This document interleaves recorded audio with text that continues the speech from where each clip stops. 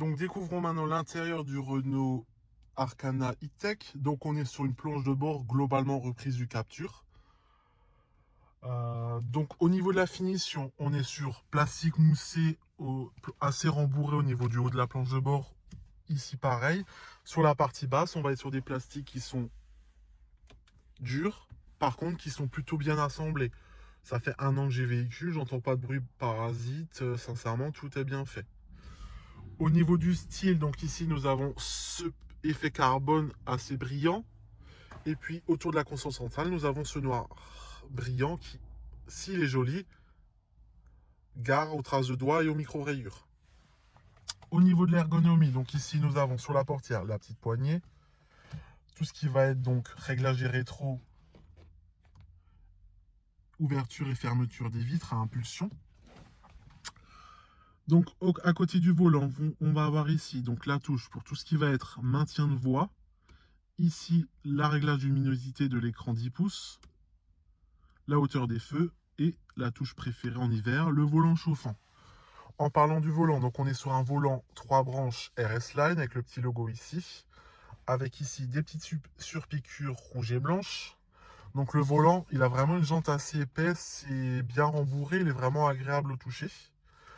Au niveau de l'ergonomie du volant, donc on a un klaxon au milieu. On va avoir ici tout ce qui est réglage de la partie régulateur adaptatif. Donc ici, limiteur régulateur, la distance avec le véhicule devant. Et ici, plus ou moins pour augmenter ou baisser la vitesse. Sur la partie droite, on va avoir ici les touches pour régler le téléphone. Et ici, pour tout ce qui va être la partie ordinateur de bord. Derrière le volant, on a un écran 10 pouces qui est personnalisable. Ici, vous avez les réglages de la clim qui reste physique. Ça, c'est un gros plus puisque c'est beaucoup plus facile sous la main.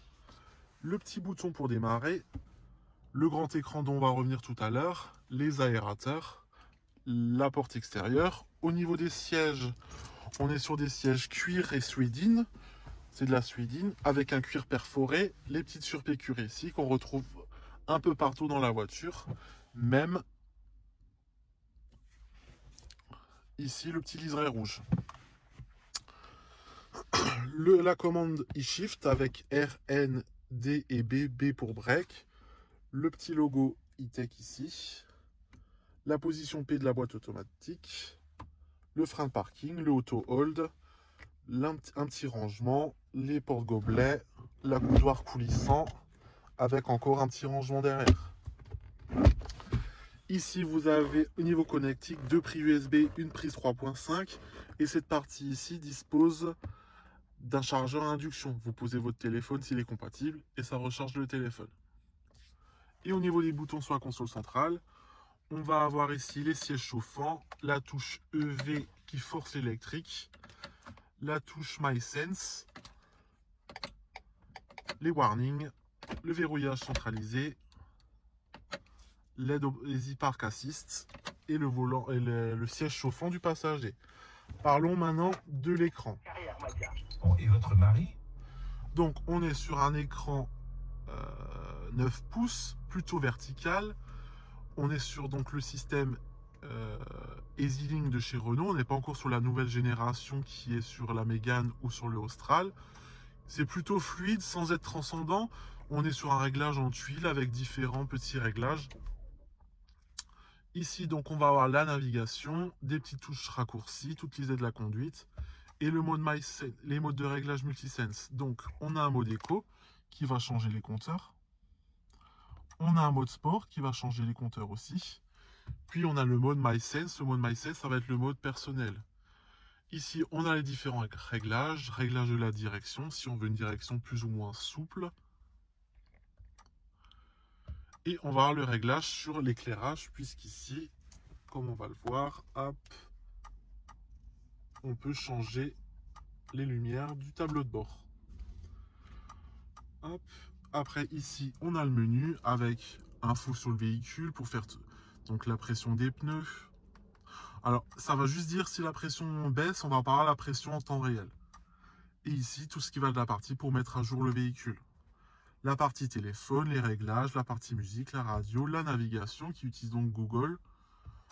Donc voilà, mettons, on veut aller à Disneyland, hop.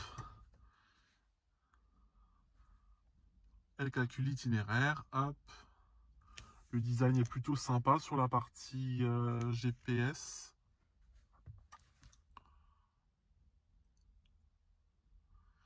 Et là, on est parti. Petit raccourci sympa, je trouve.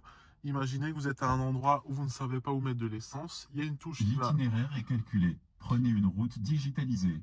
qui va donner donc toutes les stations à proximité, soit sur l'itinéraire si on a mis un itinéraire, soit dans la ville à proximité. Et on a aussi chaque fois le prix des carburants. Donc voilà, ça c'était la petite présentation de l'intérieur du Renault Arcana RS Line E-Tech. Donc après l'extérieur, après l'intérieur, maintenant faisons un petit point sur la conduite.